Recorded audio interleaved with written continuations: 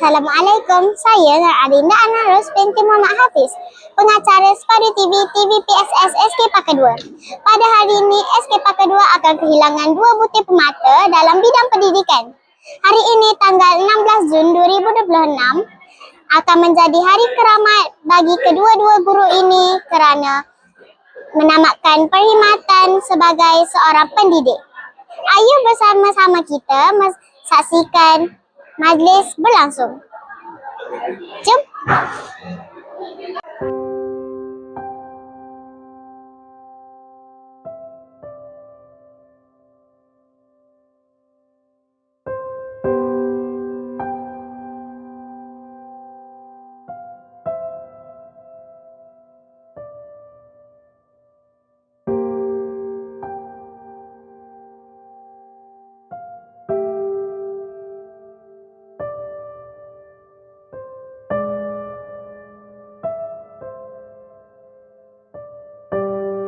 Bismillahirrahmanirrahim. Assalamualaikum warahmatullahi wabarakatuh.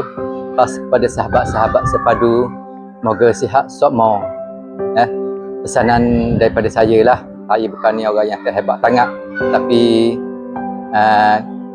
sebagai sahabat, saya rasa perlu ada titik pesanan yang terakhir. Walaupun hari ini kita tak jumpa dah, InsyaAllah akan datang kita akan berjumpa lagi. Pesanan saya, bekerjalah kerana Allah Ta'ala, sebab di hujungnya akan dinilai apa-apa juga kerja buat kita. Berusahalah bersungguh-sungguh membimbing, mendidik anak bangsa kita. Hari ini kita tak nampak, akan satu masa nanti kita akan nampak hasilnya. Dan akhir sekali, saya mohon maaf dan terima kasih atas segala-galanya, kerana sahabatlah yang membantu saya menjadi kuat dan kekal ke hari kerja buat ke hari ini. Sekian, maafkan saya. Terima kasih sekali lagi. Assalamualaikum warahmatullahi wabarakatuh.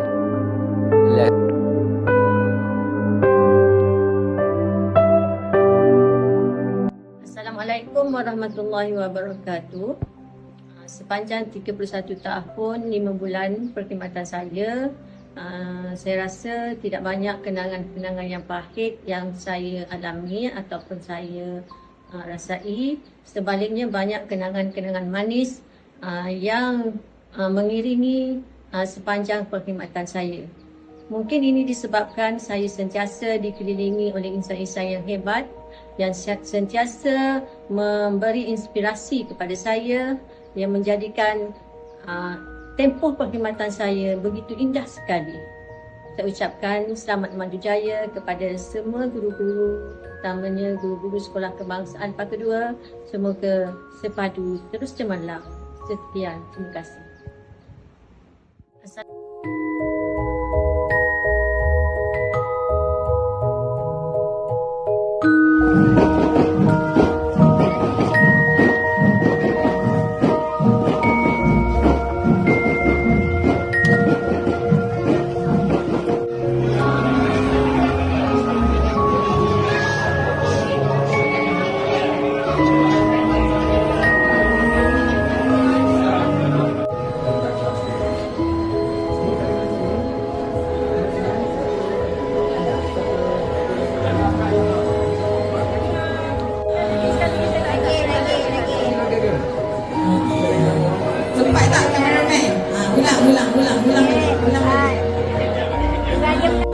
Yang direkkan suap boleh, pasangan yang suap pun boleh.